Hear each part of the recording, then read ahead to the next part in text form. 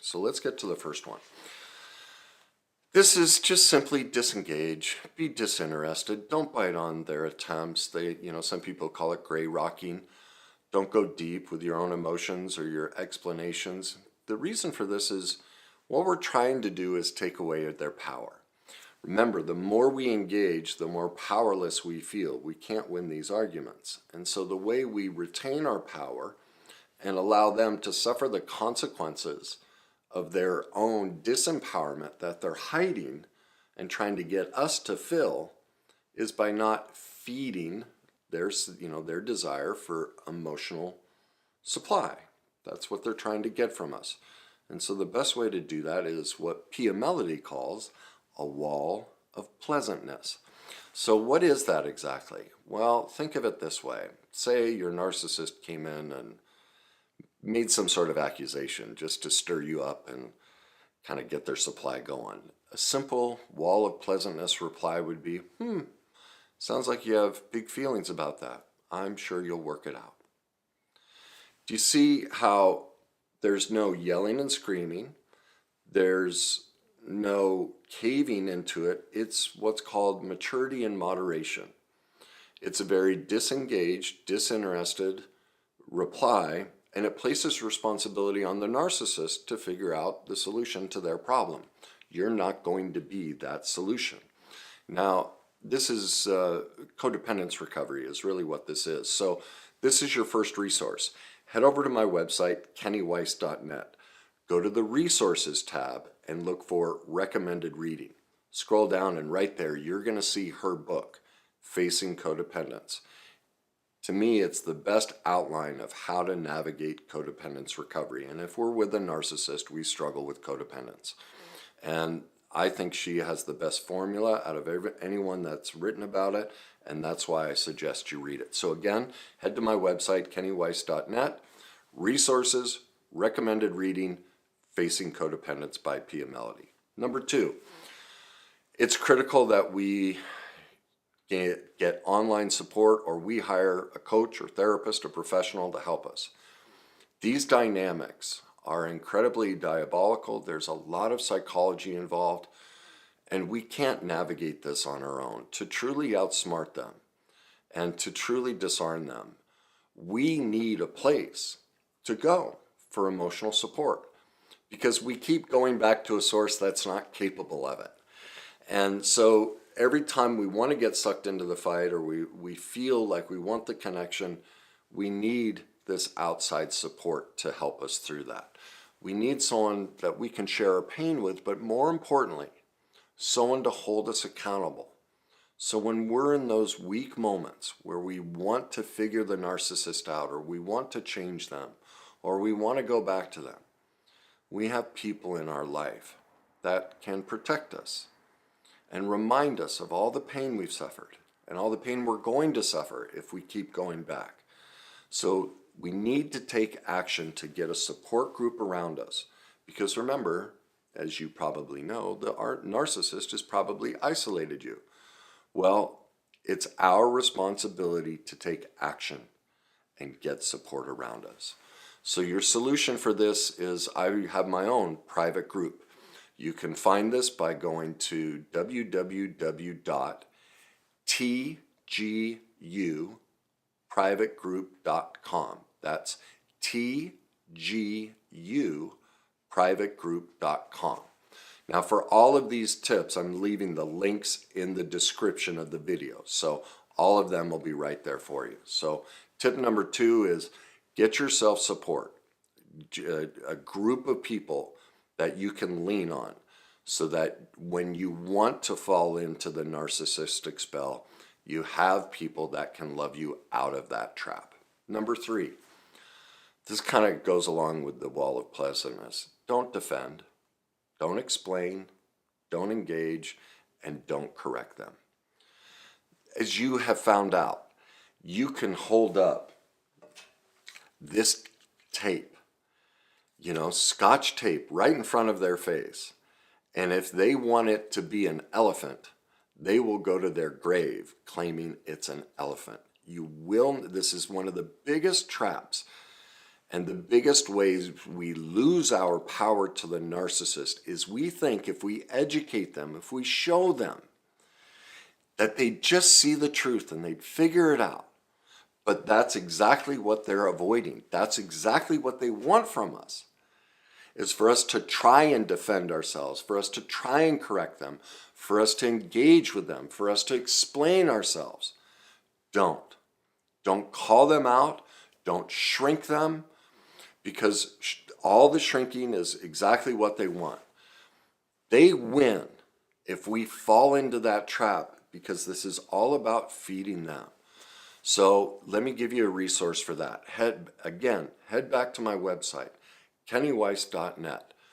Go to the resources tab and scroll down. I have free downloads. The download you're looking for is how to keep your boundaries in 3 simple steps. Again, I've placed the links in the description for this for you. All right. Number 4, agree with them. Even if what they're saying is a lie, just agree with them. Can you see why that would work? Like, they'd just be dumbfounded. You know, they call you an elephant and you're like, yep, you're right. I'm an elephant. What do they do with that? Do you see how it takes their power away? Especially when it's the converse of the engagement and the correction and the shrinking of them. That's how we retain our power. And can you see it, how it disarms them by agreeing with whatever it is, they're proposing? Now, the other thing to help us do this is very difficult, especially because, let's face it, most of the things they claim about us are very hurtful. Well, here's what to recognize. Whenever somebody judges, blames, criticizes, hates us in any way, which a narcissist generally does quite a lot, what they don't realize is they are also talking about themselves. It may be true. I might be an elephant, but the only reason they see the elephant in me is because of the elephant inside of them. And so for us, I know this is a lot of people like, God, I don't know that I can just agree with them when they say something so terrible. I have to defend myself. Well, as you know, I'll ask you this. Has it ever worked? Have you ever gotten them to see the truth? Have you ever gotten them to agree to your view of things? In my life experience, it never happened. I could never convince them, no matter how concrete the proof was. And so that's why I had to learn, just agree with them. Now, because of, like I said, the things they say can be so injurious, I had to become an expert in self-deception and denial, and recognize that whenever somebody judges me, blames me, criticizes me, and hates me in any way, they're actually telling me about themselves. And this is really powerful. Really, when your narcissist is being that ugly to you, what you're getting is a deep insight to the internal pain that they're avoiding and projecting onto you. And so this is a skill that a lot of people, don't really have. They get tied up in those words and the emotions that are created. So the solution for this is to head over to my YouTube channel and subscribe to it. There you're going to want to head over to my self-deception and denial playlist. I walk you through how to take somebody's criticism or somebody's blame shifting and see exactly how it relates to them and not you. All the videos in that self-deception denial playlist, by the time you watch that, you're going to realize, wow, agreeing with them isn't that difficult. And now that I know what's really happening here, now that I have this deep insight into them, that's one of the greatest ways you can get your power back, is when you stop getting tied in to all of their dysfunction, all of their lies and deceit, and the ways they attack you. And when you recognize, when you become an expert in how self-deception and denial work, you'll see that all of this hurtfulness and ugliness that they try to get us to carry for them is really a window into their own pain. And it creates this incredibly great wall of pleasantness that allows us to keep, as Pia Melody calls it, our internal boundary and not get codependent. Because whenever we argue with anybody, not even just a narcissist, but when we argue with something that isn't true, we're being codependent. Now, my value and worth is dependent on whether you see the world the way I see it. It's what she calls a reality argument. Well, a reality argument is basically two children fighting for the victim position. It never works because each is demanding, and in reality arguments, when we're going, no, that's not true, what you're really saying is what you've said or done to me is worse. And unless you pay, I won't let this go. And so that's a race to victimhood. I'm the bigger victim here, and you need to acknowledge it. And if you don't, then we have a problem. Well, this person does the same thing. No, no, no, no. Your reality and your view is wrong. I'm the bigger victim. Well, what you have is two children fighting over Tonka trucks. It's incredibly immature, incredibly codependent. It's a loss on both sides of an internal boundary to go, oh, wait a minute. We disagree. We see the world differently. And it's perfectly okay that we see it differently. And so I can let this go. Even if your comments are slanderous, I am responsible for how I feel about anything somebody says. If I have a negative reaction to it, it's my responsibility to do the work on myself and go, why am I giving my power away? This isn't true. Yet I'm allowing myself to have a negative view of myself or an inflated anger response. That's about my own unhealed childhood trauma. That's about me. I need to work on that because nobody ever makes me think, feel, or do anything unless I give them the power. And this is how we disarm them. Because as you know, the narcissist dynamic is all about power and control. And so all of these solutions are really about codependence recovery and how we retain our power by keeping our boundaries, by using a wall of pleasantness, by gaining in our knowledge of how the pain from the past is really being triggered by this narcissist, and that if I heal that, they can't affect it. So again, to learn about self-deception and denial, head over to my YouTube channel, subscribe, go to the self-deception and denial playlist, and once again, the links are in the description. Number 5, get into your own life. Show them with your actions, not your words, how insignificant they are. Because let's face it, we're spending most of our time trying to figure them out, or we've gotten rid of our friends, we've gotten rid of our family, we've allowed, I know a lot of people say they made me. No. At each step of the narcissistic drama that we bought into it. We gave in. I know in my first marriage, I went 10 years without seeing or speaking to anyone in my family. And how she chipped away at setting that dynamic up. But in each part of it, I was like, this is wrong. But I was so codependent. I was so underdeveloped emotionally. No one teaches this. I wasn't a bad person, and you're not a bad person either. But I had so much unhealed pain that nobody told us this is how it works, and this is why we're attracted to a narcissist, is because of our own trauma history. It's not because we're some sort of empathic angel who's better and they prey on us. We are easy prey because of our unhealed pain, because of our perfect imperfections.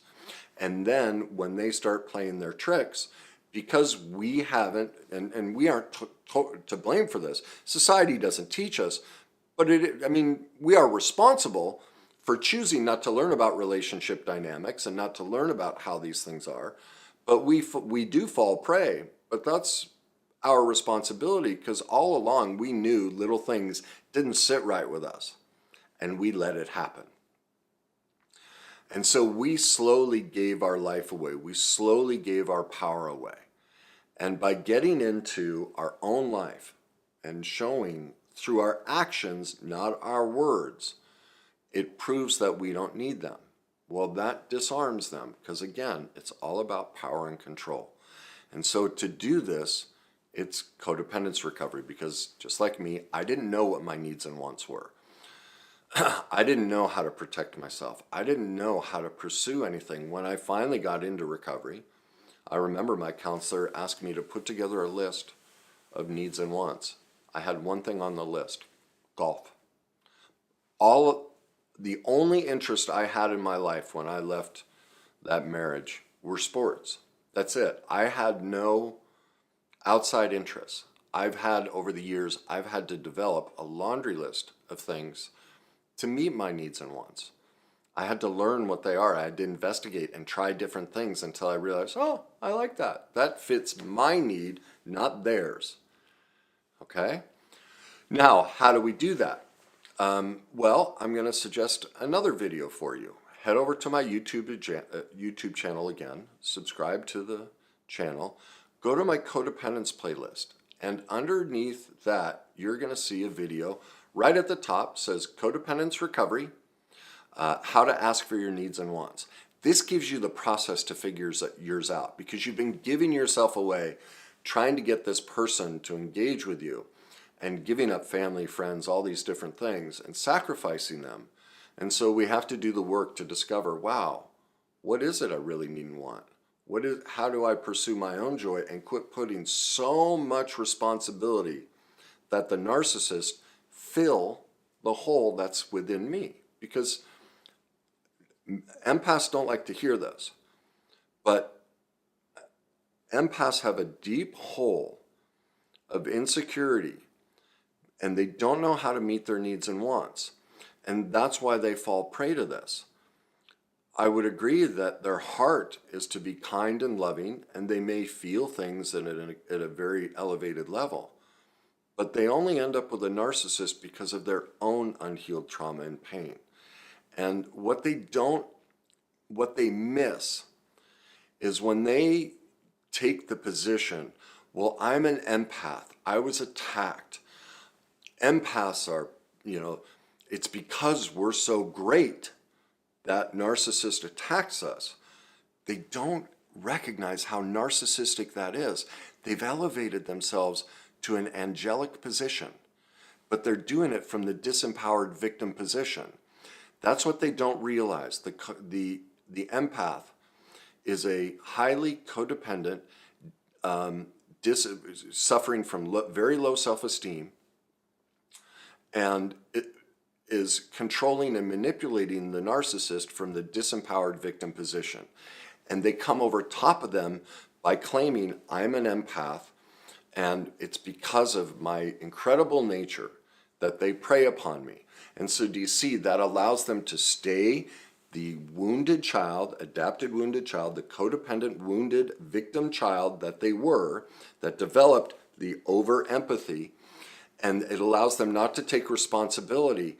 And it also allows them to then control and justify how they are staying in the disempowered victim position by taking no responsibility. That, just like me, this sounds like I'm pointing the finger at you. I'm pointing the finger at me.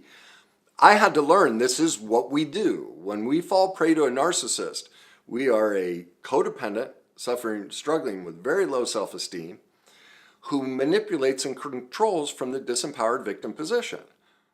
It's what we do.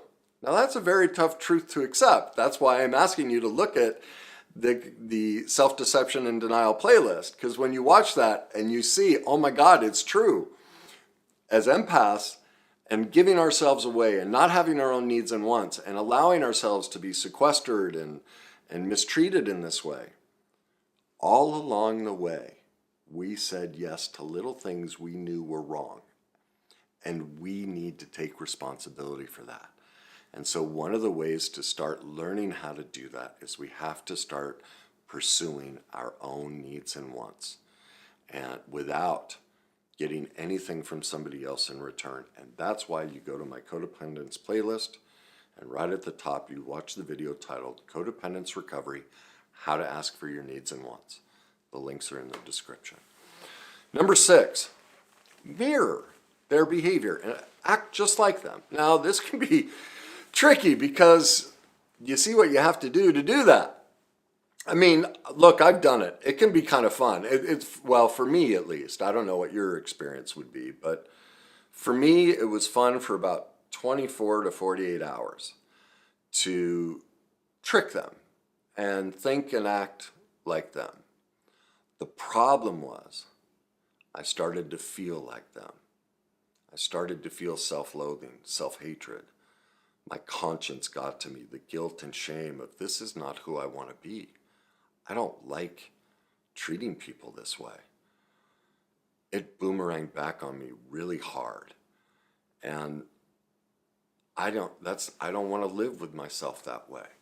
And so you have to be incredibly careful because you can gain so much power from this, but it's manipulative, it's covert, and this is how, you can become a dual narcissistic relationship because now you're just, a trained monkey doing what the monkey's doing, right?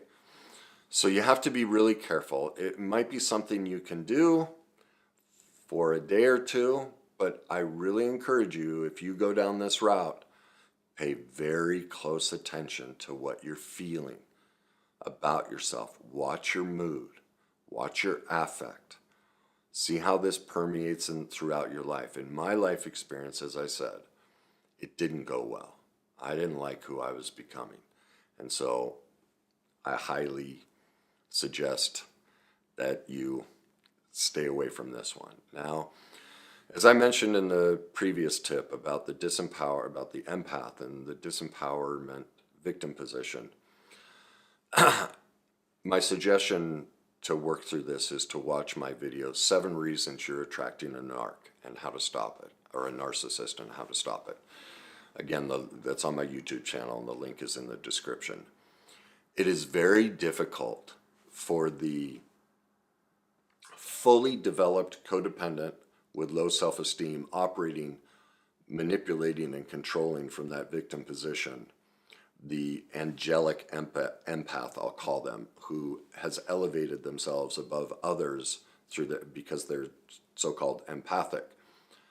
They don't recognize the narcissism of that position, and they get really angry at me at pointing out the part all of us play. Every single person who's been with a narcissist has played a part in the dynamic. It doesn't happen in a vacuum. We're not just sitting there and never participating in any of this. We have our own part to play. And it is critical for us to truly outsmart and disarm a narcissist. We have to see the part we're playing. Because until we can see that, we can't take ourselves out of the dance. All right? Now, I know this is hard to hear because there's Sam Varna, I always say his name wrong, but there are people who teach about how this happens, but most narcissism, videos are, the person that ended up with a narcissist is a saint, nothing, you didn't do anything wrong. And I'm not saying you did something wrong. I'm not saying you're to blame. And, not but, because but negates that. If I said you're not to blame and you didn't do anything wrong, but that means none of that is true. It's true. You're not to blame. And it's not your fault. And you're responsible. It's all three. It's all three. We are always responsible for our thoughts, feelings, and actions. Nobody makes us do anything. Even with a gun to our head, we still have a choice. Do I follow them or go against their direction?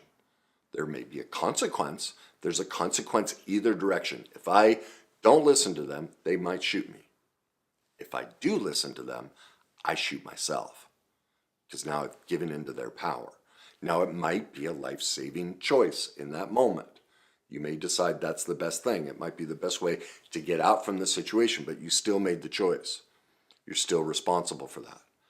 Every decision and relationship we get into, we are always responsible for our part.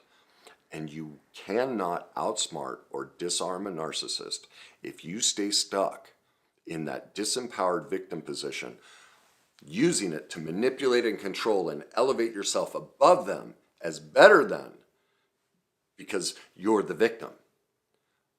If that's such a covert internal manipulation of ourselves to keep ourselves stuck, we are massively out of touch with reality when we don't take responsibility. Well, what is a narcissist? Massively out of touch with reality. So do you see the mirror here? So that's why it's critical. I'm trying to say this as loving as I can without being disparaging. And I don't always do it as well as I'd like. I think today might be one of my better attempts. But I'm trying to let you know, if you hold on to this position, that you didn't play any part in it, and you're just purely a victim, and you don't share any responsibility, watch the rest of your life. The outcomes of that will not go well. And so maybe when you see that happening over and over, you'll think back to this moment and go, maybe I need to look at that. I mean, I don't want to tell you what to do, but I know if you stay there, life won't get better. Okay? Number 7. As you can see, the best way to disarm and outsmart a narcissist is to heal yourself.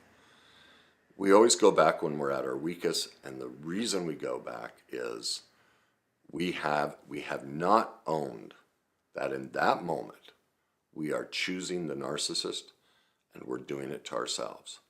And that's about our own unhealed pain. We are reliving the unhealed trauma from our childhood, because that's what creates the attraction to these narcissists. You will not end up in a dysfunctional relationship as severe as one with a narcissist if there was not severe dysfunction in your childhood. Our adult relationships mirror our childhood relationships, the emotional content of them. And so the severe dysfunction, the severe chaos, uncertainty, and all the things you experience with the narcissist were present in your life in the first 7 years of your life. And so unless you make that a priority, ultimately you'll never be free of the narcissist. You'll never truly be able to disarm and outsmart a narcissist. The second I was able to do that, that's when I truly got my power back. And so even though my narcissist will engage me, it just doesn't affect me. I just don't get sucked into it, because I recognize what my original attraction was, how the relationship got created, the part I played. I had to take massive responsibility for how manipulative I was too. And that's a tough thing to admit, but it's true. And here's the value of it. You can forgive yourself. And it's ultimately that self-forgiveness that allows you to stop going back. And if you can't stop yourself from going back, if you can't stop yourself from defending, if you can't stop yourself from engaging, it's because you haven't healed the pain from the past and ultimately forgiven yourself for being perfectly imperfect. Again, you're not to blame. It's not your fault. And you are responsible. And the way to become responsible is to go become an expert in healing the pain from your past. Well, I have 2 suggestions for that. Purchase my book, Your Journey to Success. It walks you through the complete process of how your childhood, you're just replaying it with your narcissist. That gives you the understanding of what I call the worst day cycle, and how we relive that in every area of our life until we heal the pain from the past. And then number 2, sign up for my complete Emotional Mastery Method masterclasses. It's only $47 a month, and it walks you through the complete healing journey so you can do all of these things with ease, with comfort. You can take ownership of the part you played, forgive yourself, let yourself off the hook, release the codependent need to be, stay attached to them, defend yourself appropriately, discover what your needs and wants are, and heal yourself. Now, again, the links are in the description. And finally, number 8, just don't do it. It'll never work if you try and become a narcissist. That's the other one that people will try and do. Is I've seen that advocated. I've advocated it before, is do everything they do, which kind of goes in line with mirror their behavior. Look at the choice you're making. you're watching this video because you're miserable. And you're posting comments about how awful this person was and all the horrific damage they did to you. And then you're going to go become one. Like, do you see the choice you're making, the responsibility that you're taking on of, I'm going to go after them just the way they went after me? Well, if you dislike their treatment of you so much, why would you become them? I'll let you think about that and decide, is that truly who you want to be? I know for me that didn't work. If you don't want that life, and if you don't want to feel that way about yourself, then I encourage you, pick up Pia Melody's Facing Codependence. Join my private group at tguprivategroup.com. Download my free download, How to Keep Your Boundaries in 3 Simple Steps. Watch my self-deception and denial playlist. Watch my video, Codependence Recovery, How to Ask for Your Needs and Wants. Check out my video, 7 Reasons You're Attracting a Narcissist and How to Stop It. Pick up a copy of my book, Your Journey to Success. Enroll in my masterclasses, The Complete Emotional Mastery Method. Choose to give yourself your power back, heal the pain from the past, disengage, disarm, and outsmart the narcissist by recovering, making recovery the single most important thing in your life. So there you go. Enjoy the journey.